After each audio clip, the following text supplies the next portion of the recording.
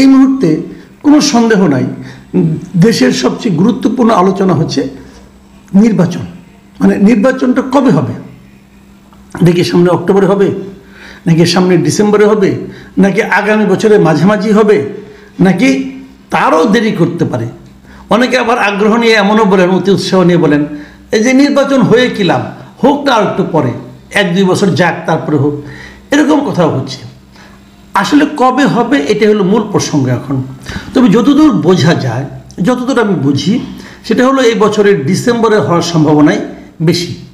আমাদের প্রধান উপদেষ্টা উনিও বলেছেন, উনি অবশ্য দুটো অপশন রেখেছেন। আবার ওনার যারা নাকি অন্য আছে, মানে লোকজন যারা আছে, তারা আবার এটাকে পিছাতে চায়।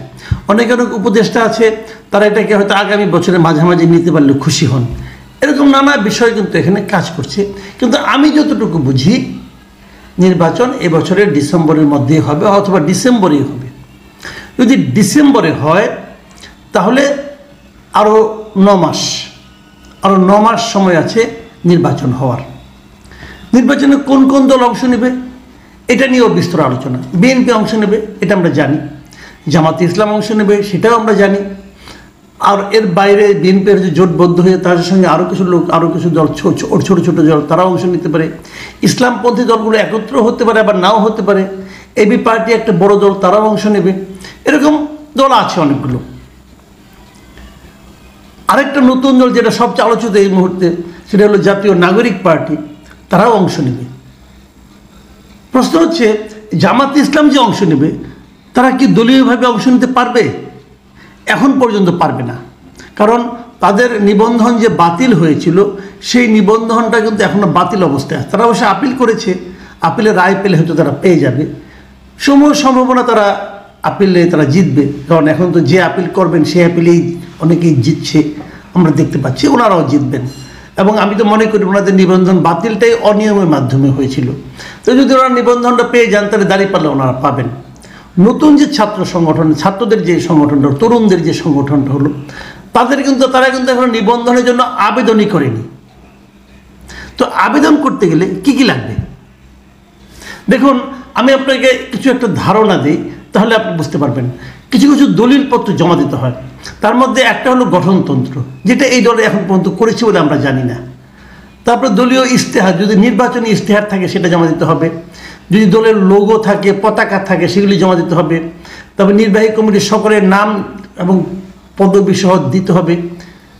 আর যেটা দিতে হবে, আমি যে কারণে আজকে আলোচনাটা করতেছি, সেটা হলো দলের নামে যে ব্যাংক অ্যাকাউন্ট আছে, সেই অ্যাকাউন্টের নাম্বার জমা দিতে হবে এবং ব্যাংকের নাম জমা দিতে হবে।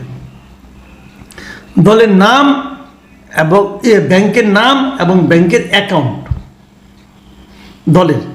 দলের যে ব্যাংক অ্যাকাউন্ট আছে সেটা, এবং অ্যাকাউন্ট নাম্বার, এবং অ্যাকাউন্টের কী নামে অ্যাকাউন্টটা আছে, এবং সেই সঙ্গে কোন ব্যাংকে আছে, এবং সেই সঙ্গে ওই অ্যাকাউন্টে সর্বশেষ যে হিসাবটা আছে সেটাও জমা দিতে হবে। তার সঙ্গে দলের তহবিল যেটা হয়েছে, যারা ওখানে জমা হয়েছে, যে টাকাটা জমা আছে, এবং এর বাইরেও যদি কোনো তহবিল থাকে, যদি এর বাইরেও কোনো সম্পদ থাকে দলের, সেই তালিকাটাও ওখানে দিতে হবে। এবং সেই সঙ্গে দিতে হবে এই টাকাটা কোথা থেকে আপনারা পেয়েছেন তার একটা হিসাব দিতে হবে। এটা কিন্তু নতুন নিয়ম না, এই নিয়মটা আগের থেকে চলে আসছিল। তো এখন আপনারা বলুন, এই নিয়ম কি আপনাদের মনে হয় কোনো একটা রাজনৈতিক দল এই নিয়মটা সৎভাবে মেনেছে? আমার তো মনে হয় না। আমার তো মনে হয় না যে কোনো একটা দল এই নিয়মগুলো খুব মানে সততার সঙ্গে অনেস্টলি তারা মেনটেন করেছে, এটা আমার কাছে মনে হয় না। তাহলে এই দলটা তো হবে, নতুন যে দল হবে তাদের কাছ থেকে আমরা দাবি করছি। এখন তারা বলবেন, ভাই আমাদের খেলা কিন্তু দাবি করছেন, অন্য কারোর কাছ থেকে দাবি করছেন না, এটা কেমন হলো? না, এবার আমরা নতুন নির্বাচন কমিশন এসেছি, এটা কিন্তু নির্বাচন কমিশনের হাতে। নির্বাচন কমিশন যদি বলে আপনাদের হিসাব আমার কাছে গ্রহণযোগ্য মনে হয় নাই, আমরা এটা জাজ করতে চাই, তারা কিন্তু করতে পারে। আমি এবার চাইব, গত কয়েকদিন ধরে আমি বলে আসছিলাম যে নতুন দলের হিসাব আমরা দেখতে চাই। নতুন দল কোত্থেকে টাকা পাচ্ছে এটা আমরা জানতে চাই। ভয়ঙ্কর একটা কথা বলেছেন নাহিদ ইসলাম সাহেব, যে ওনারা হিসাব দিতে চান না, কারণ যদি অনেকে যারা দিয়েছেন টাকা যদি তাদের নিরাপত্তা বিঘ্নিত হয়। এটা আরও ভয়ঙ্কর কথা। ভয়ঙ্কর এই কারণে, তাদের নিরাপত্তা বিঘ্নিত হওয়ার কারণ উনি কেন দেখছেন? তার মানে ওই লোকগুলির কি ইনকাম বৈধ উপায় হয় নাই, এই জন্য নিরাপত্তা বিঘ্নিত হচ্ছে, মানে অবৈধ টাকা আপনাদেরকে দিচ্ছে, এই প্রশ্নটা কিন্তু উঠবে। যে কারণে আমি মনে করি প্রত্যেকটা উৎস সম্পর্কে ধারণা থাকতে হবে, এবং এখানে তো বলাই হয়েছে, নিয়মিত আছে যে আপনাকে এই দলের তহবিলের উৎসটা বর্ণনা করতে হবে। এখন যদি উৎসে আপনি বিবরণ দিতে চান, ওখানে আপনি লিখতে পারবেন না যে নাম প্রকাশে অনিচ্ছুক একজন দিয়েছেন, এটা চলবে না ভাই। আপনাকে ওই ব্যক্তির অথবা ওই প্রতিষ্ঠানের নাম উল্লেখ করতে হবে যারা আপনাকে টাকাটা দিয়েছে। তো সেই টাকাটা কে দিল বলতে হবে। আমি আবারও বলি, যে কথাটা বলার জন্য আজকে আমি এটা বলছি, সেটা হলো যে আমি এতদিন বলে এসেছিলাম যে ছাত্রদের নতুন সংগঠন সেহেতু এই সংগঠনটাকে আমরা অন্য কিছু মনে করি বলে এদের কাছে চেয়েছিলাম। কিন্তু আমি মনে করি যেহেতু নির্বাচন কমিশনের আইনে এটা আছে, প্রত্যেকটা দলকে এই হিসাব দিতে হবে।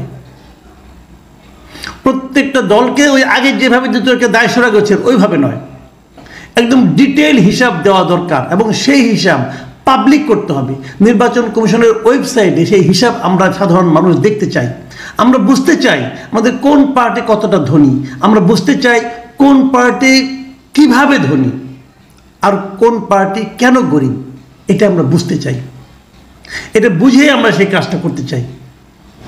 দলগুলোকে হিসাব দিতে হবে, আপনি কোথা থেকে টাকা পেয়েছেন, আপনি ব্যবসা করেছেন নাকি আপনি চাঁদাবাজি করেছেন, আমরা বুঝতে চাই।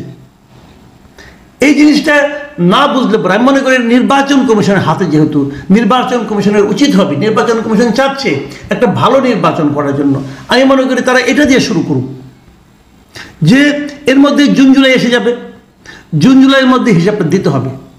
আর 3 মাস, 3 মাসের মধ্যে প্রত্যেকটা হিসাবকে ওনারা প্রয়োজনে সিএ ফার্ম দ্বারা চেক করাবেন, দুদককে দিয়ে চেক করাবেন যে হিসাব ঠিক আছে কিনা।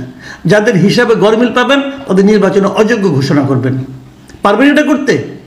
যদি এটা করতে পারেন তাহলেই বুঝবো যে এই নির্বাচন কমিশন ভালো কিছু করতে চায়, নতুবা সেই গড্ডা লেগে প্রবাহী তারা গা ভাসাতে চায়। এবং আমি পলিটিক্যাল পার্টিগুলিকে বলবো, আপনাদের যত অর্থে যত উৎস আছে সেই উৎসকে আপনারা ট্রান্সপারেন্ট করেন, আপনাদের নিজস্ব ওয়েবসাইটে জনগণের সামনে ওপেন করে দেন, বলে দেন আমরা টাকাটা এভাবে পেয়েছি। কাজে আমরা বুঝতে চাই আপনারা নির্বাচিত হওয়ার পর কোনো পার্টিকুলার ব্যবসায়ী, কোনো আলিগারকে জন্য আপনারা কাজ করছেন কিনা, কোনো ওই রকম ব্যবসায়ী যারা নাকি বিদেশে প্রচুর অর্থ পাচার করেছে বলে আমরা আগে জেনেছি শুনেছি, তাদের নাম আপনাদের তালিকা আছে কিনা এটাও আমরা দেখতে চাই। কাজেই ট্রান্সপারেন্সি মূল বিষয়, সে ট্রান্সপারেন্ট হন, জনগণের আস্থা অর্জন করুন, তারপরে আপনারা নির্বাচনে আসেন। আরেকটা কথা বলা দরকার, যে কথাটা খুবই জরুরি বলে আমি মনে করি, এই যে আইনগুলো আছে এই আইনের পাশাপাশি কিন্তু এই আমাদের নির্বাচন